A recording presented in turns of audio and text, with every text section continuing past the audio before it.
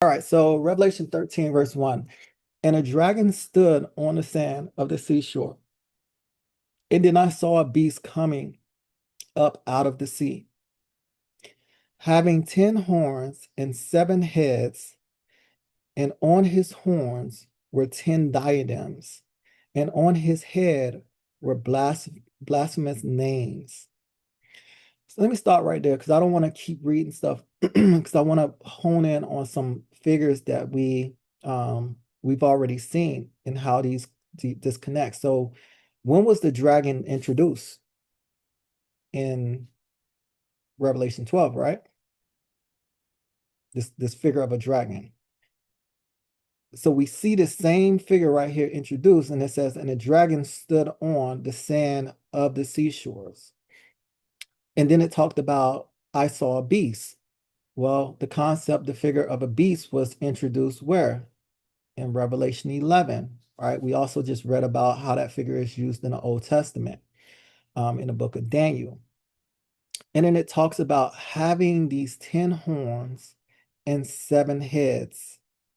And so we see these 7 heads. The dragon also was described with 7 heads.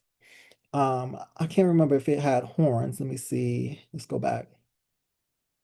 Yep. So the dragon, so if we look at the dragon right here, when it was introduced in Revelation 12:3, it says the red dragon having 7 heads, 10 horns, and then it says on his head were 7 diadems. Now, notice where the diadems, where are these crowns? The crowns right here is on the dragon's head, meaning I believe the heads represent it's kind of like the dragon was whatever the diadems, the crowns are on represents who has received the authority, right? The authority right here that's been given right here is to the dragon, right? He has the crowns on his head.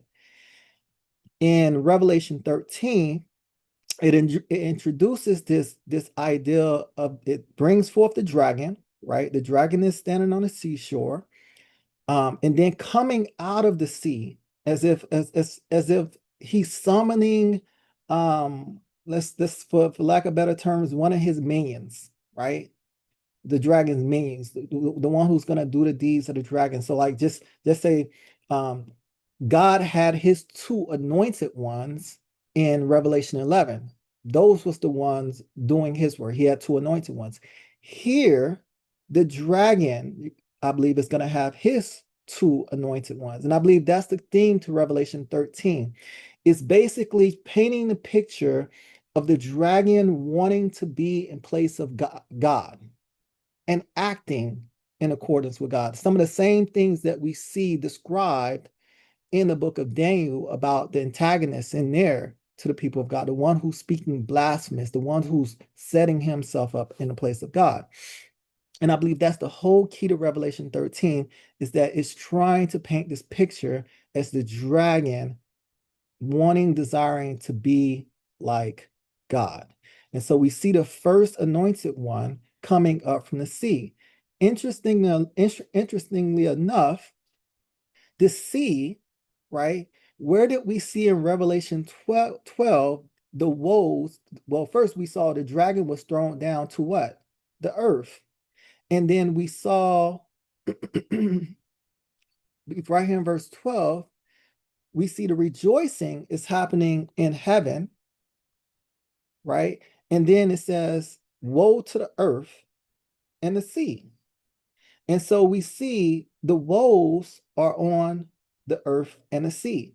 And so the first thing we see is the minion of the dragon coming from the sea. And we already know what we already have in mind what the dragon was doing while in his short time on the earth. He was trying to persecute what was described as the woman who gave birth to the male child, right? And then it talks about this nourishing. Here, we're gonna get it's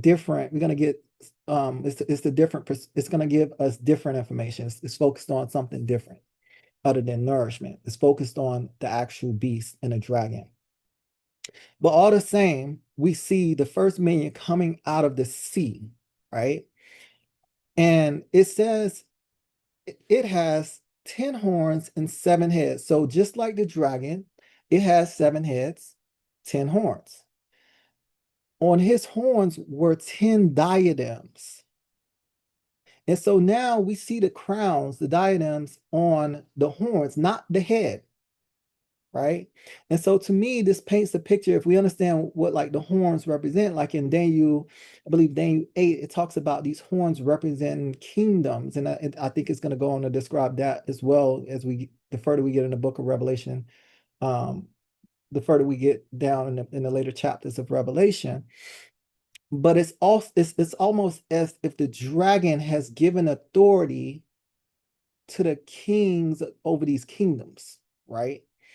So it's almost as these horns represent someone giving authority to it. In this case, I would say it's the dragon giving authority to these kingdoms.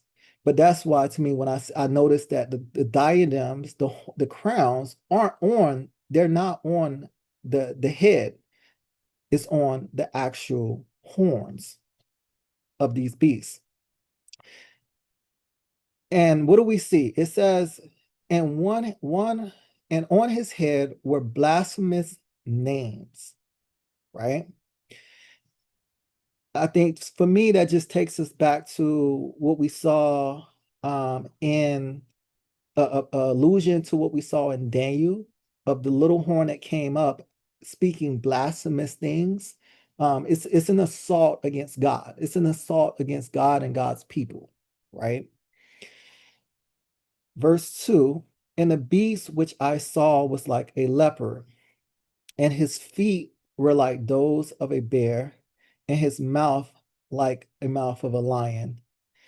And the dragon gave him his power and his throne and his great authority. And so this was that what I was describing of power being given, this authority being given to the beast by his master, which is who? The dragon, who's summoning his minion from the sea. And then it says, I saw one of his heads, I saw on one of his heads, I'm sorry, I saw one of his heads as if it had been slain. His fatal wound was healed, and the whole earth was amazed and followed after the beast. So here's what it does, like with this beast, it almost draws this, and I think this is why it takes us back through Revelation 12 takes us back to the beginning, right? To show us how this great battle between the serpent, Satan, and the people of God has been raging on. And basically, when we get this idea of he's seeing this beast with this fatal wound that's being healed, it's almost like saying this power has been defeated before. He has been defeated and now is coming back. He's coming back to life, and he's given a time, as we saw, but we're gonna see he's gonna be defeated and slain again. So it's just, to me, I think it's just pointing out like the things, the events, and the events that we're gonna see here and what the beast is doing is not something entirely new. It's the conflict is not entirely new. This has been a power that has been operating throughout all of time. It's just in a greater magnitude in this great tribulation. And so I believe that's what this fatal wound was healed is trying to communicate in conjunction when you take it in conjunction with what's been shown to us in Revelation 12. And it says, and the whole earth was amazed and followed after the beast, right? And so they worshiped the dragon because he gave his authority to the beast. And so you see, it's almost describing that by essentially worshiping the beast, who are you truly worshiping? Yeah, you're worshiping the dragon, right? The serpent of old. And they worshiped the beast, saying, who is like the beast and who is able to wage war with him? There was given to him a mouth speaking arrogant words and blasphemies, and authority to act for 42 months was given to him. Well, we already seen this 42 months, right? This 42 months was described in Revelation 11 that described the beast and the nations being given over to be treaded underfoot to the beast for these 42 months. So this is one of those places where I see this is how I connect these three chapters talking about the same conflict, right? And so now it's pulling forth this idea, the same idea, like I said, we saw in Daniel 7, that this one is speaking arrogant words, blasphemies. What I said earlier here when we talked about the blasphemous names, it's basically giving us a figure, a picture of an assault. This one is assaulting, making an assault against God, right?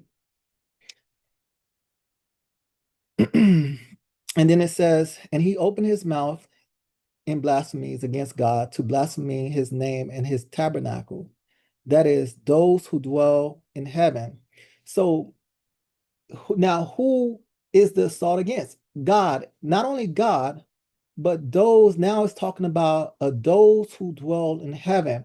If you remember a few weeks ago, I told you um, I interpreted those two anointed ones, their resurrection, referring to as the first indicator, the first sign of this resurrection of God's anointed ones, those who had been slain, as we saw for keeping the testimony of God, as we saw in Revelation 12. And so, which is important because we talked about in the beginning of the trumpets that those who had been slain or passed away, who were resting in God, they were souls underneath the altar. But a resurrection now points to what Paul talked about in First Thessalonians, I believe First Thessalonians 4 and First Corinthians 5, where he talked about those who are sleeping, those who are resting. We will not precede those who are sleeping and resting. They will resurrect. They will resurrect in their heavenly bodies first. And so now I think this is the second, it's not an explicit indicator, but to me it's an implicit, right? Where the beast is blaspheming God, his tabernacle, and those who dwell in heaven. All those who dwell. And why is he doing that? Well, remember, in this perilous time, in this great tribulation, what happened? He was casted down from heaven. He could no longer operate the way he used to operate as the accuser, as we saw him acting in Zechariah 3, right? That has come to a cease. Now he's been cast down to the earth to bring woe to the earth. The nations has been given over to him. The nations, those who are not the people of God, they worship him, right? They're worshiping him. They're saying no one is like the beast, right? And they're making war against the saints. And so then we see in verse 7, it was also given to him to make war with the saints. So now we see, I've been talking about this great war, this great conflict. Well, I said, well, what is we've seen these different figures representing the protagonist, right? And Revelation 11, the figure was used as the two anointed ones. And Revelation 12, we've seen the woman and the child born of the woman, right? Here it tells us, it tells us directly, it says it was also given to him to make war with the saints and to overcome them. And authority over every tribe and people and tongue and nation was given to him. Right? So in this time of great tribulation, in this period of time where the serpent has been cast down to the earth, um, the saints has been given, it's been given to him to make war and overcome the saints, and authority over the nations has been given over. It's kind of like what it said to summarize in Revelation 11. It says the nations have been given over to him to be trampled underfoot, right? And the nations, we said, represented the actual entire earth, as we read and saw that figure change to talk about the earth. And so this is what I believe what it's hearkening on right here when it conveys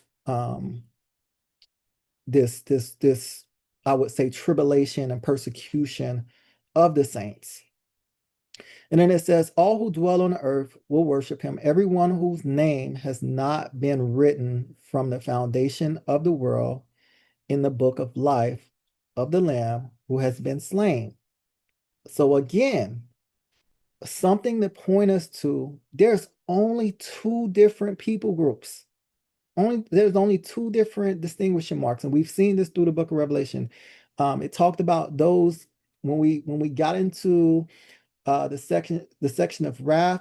Before we got into wrath, it talked about God sealing up those who were his bond servants. Now he did not start harming the earth. He did not start his wrath until all his bond servants were sealed, basically signifying that God distinguished between two people, those who are his and those who are not, right? In the same way, we get that here, right? God is saying, look, everyone on earth worship him. Everyone whose name has not been written from the foundation of the world in the book of life of the Lamb who has been slain, right? And so again, this tells us that there's those who are the people of God whose names been written in the book of life since the foundations of the world. They're not going to worship him. But those who are not, those who are not counted as the bond servants of God, who does not have his seal, they're going to worship the nations, and they're going to be a part of persecuting, an instrument in which Satan is persecuting the saints. If anyone has an ear, let him hear. If anyone is destined for captivity, to captivity he goes. If anyone kills with the sword, he must be killed. Here is the perseverance and the faith of the saints. And if you don't understand anything about this section, you should understand this. The point in which God is giving us this is because he wants us to know that despite whatever the tribulation is, how great it is, what it seems like, it seems like, oh God, there's no one but me, right? The nations has been given over, and I'm being persecuted. But despite that, those who are his, this is what is when their perseverance, and this is when the faith of the saints is on great display. The greater the tribulation, the greater the trial, the greater the work of God in causing their perseverance. I equate this perseverance to the nourishment God was describing in Revelation 12. He's the one who's causing the perseverance. Now the question is, does this perseverance means that we don't die, that we're gonna get answers to that question in the next couple of verses. But here, what we need to understand is the greater the tribulation, the greater the perseverance, and greater the faith. God is giving us hope. He has been giving us hope all through the book of Revelation, right? Even when he started, like I mentioned, it started off talking about the inauguration of the Lamb, how he's the worthy one, how we should be in a state of dread if there was no Lamb, if no one was counted worthy to break the seals, right? It would be a dreadful condition, right? A state of no hope. But thankfully, the Lamb has conquered. The Lamb has overcome. And now he breaks the seals. And it tells us, it's basically giving us a depiction of him having authority over all of these things, those who go out conquering and conquer. Well, it makes sense because now, what is it talking about? Who is truly the ones who is being described as figures of doing the persecution? Kingdoms, right? Those who've been given authority, right? And God has set up in our minds that we should understand that no matter what it seems like, who seems to be an authority, he is the one who is truly in authority over all things. Nothing is happening outside of his governance, if that makes sense.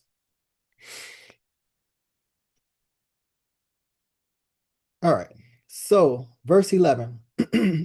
Then I saw another beast coming out of the earth. So now we get another beast, another mane of the dragon. And what's the difference?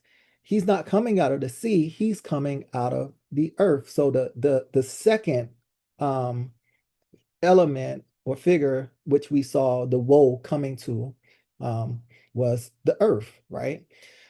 And so now we see this beast coming out of the earth as as the second minion of the dragon here. And it says, he had two horns like a lamb, and he spoke as a dragon. He exercises all the authority of the first beast in his presence. So he has the same authority. It's as if he's been given the same authority of the first beast.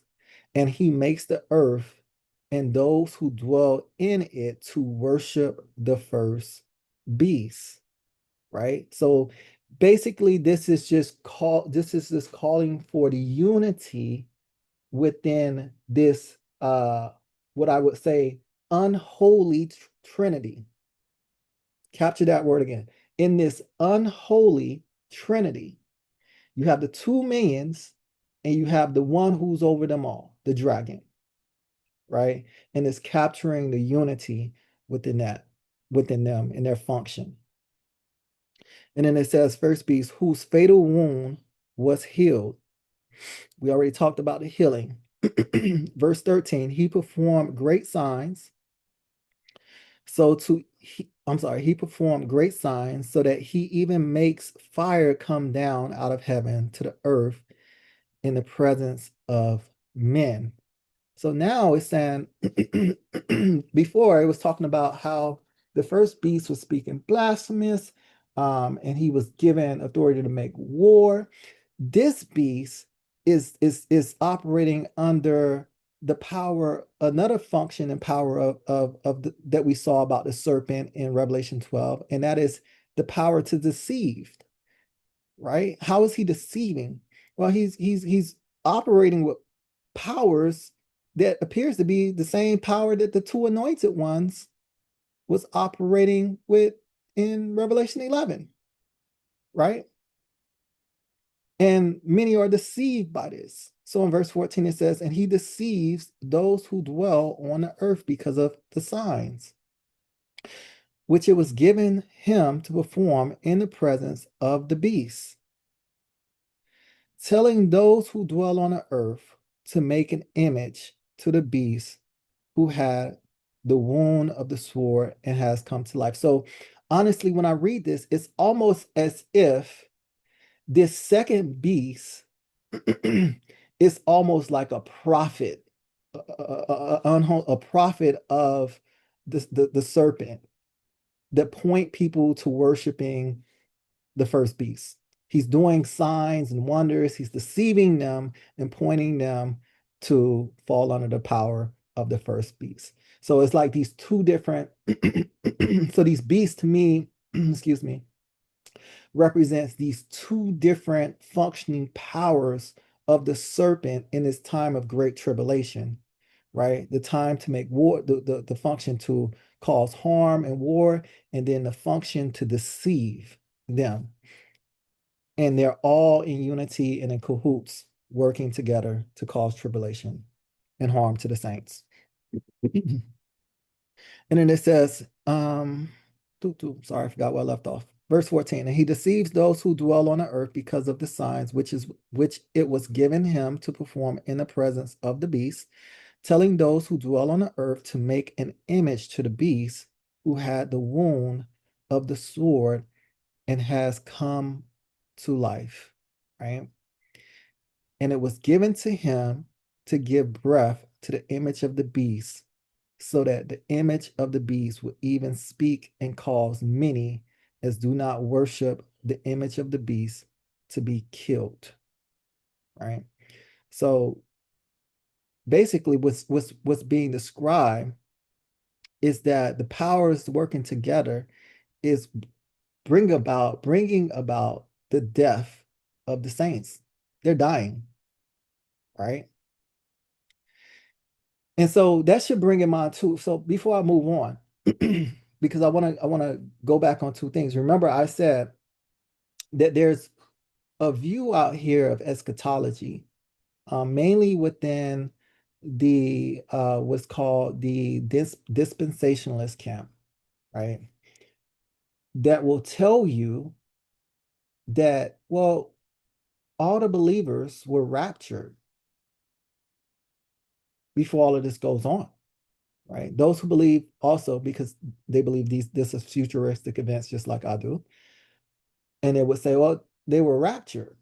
So no, none of the saints are experiencing any harm or any tribulation. No, they were raptured in heaven. No, we've seen over and over again clearly in this story that the people that that they're the believers, the people of God, that there's believers and people of God on the earth, and this is who the beast and the dragon and his prophet is killing and persecuting and making war against, right? So that's a big problem with that whole theory of, oh yeah, we're just raptured before this time of wrath. Um, then it says, and he causes all the small and the great, and the rich and the poor, and the free men and the slaves to be given a mark on their right hand or on their forehead. And he who provides that no one, I'm sorry, and he provides that no one will be able to buy or sell. So he's causing famine, food shortages, except the ones who has the mark.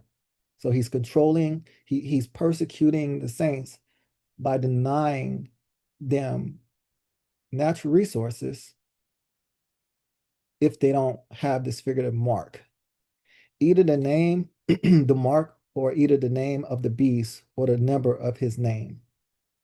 Here is the wisdom. Let him who has understanding calculate the number of the beast, for the number is that of a man, and his number is 666. So the question people like to ask is, so what is this 666? For me, I interpret it to be this. The number 7 represents perfection. And right here it says this is the number of the man, and 6 to me is the number of the man because man is imperfect. Just the same way this Holy Trinity, this representation of this Holy Trinity, this threes, the same way God has been depicting himself as the perfect Holy Trinity in the book of Revelation. I haven't really focused a lot on how much the book of Revelation teaches the Trinity of God, but it's all over. It's just it jumps out, right? And so that's why we see these threes and the holy, holy, holy in threes.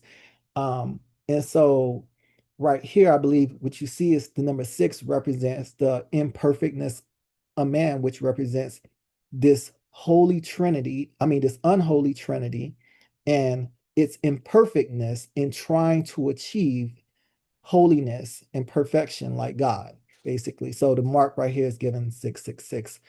There's some textual variants that some people go to that said, I forgot what the textual variant points to, 661 or something like that. But that's how I just take this, yeah, 616 right here. Sorry, isn't it? But that's how I take this. I don't get bottled down in that. That's just how I translate it based on what's given to me in the text. But I think the big walk away from Revelation 13 is now in this great conflict, we see this unholy Trinity, and we see the function of its power, that how they function in cohorts, and how they are making war and persecuting and killing the people of God.